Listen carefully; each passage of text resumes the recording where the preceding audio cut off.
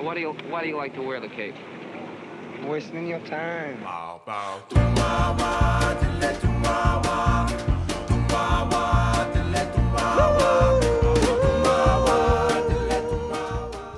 Hi, it's David Reepstein from S3 Living Strategic Senior Solutions. You are tuned in to episode 2 of Senior Living Explained.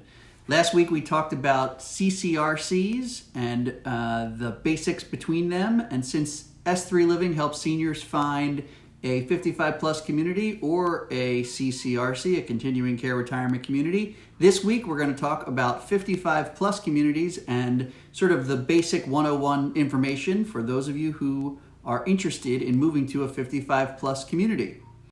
As we get started, I wanted to thank everybody for their feedback from last week's video. I got feedback from my wife that the first one was a little too long, so this one we will keep nice and short and sweet. And stay tuned at the end so I can teach you or tell you what my kids taught me about making these videos. Okay, so 55 plus communities. Let's talk about the 101s regarding moving to a 55 plus community.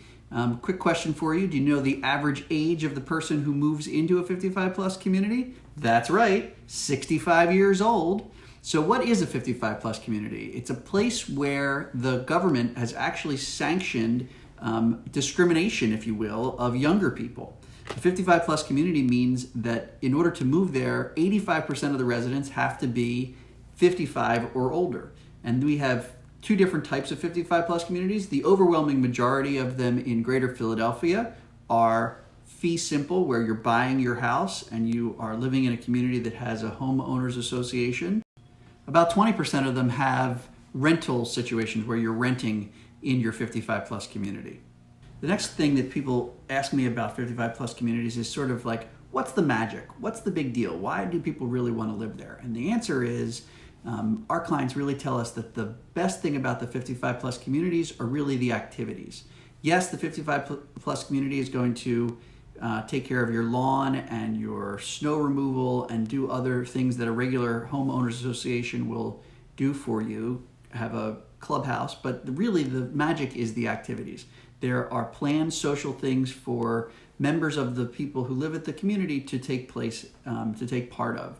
One of the newest activities, or it's not so new anymore, is really pickleball. It's a small version of tennis. It's a large version of ping pong, and it's really good for community building and for active seniors.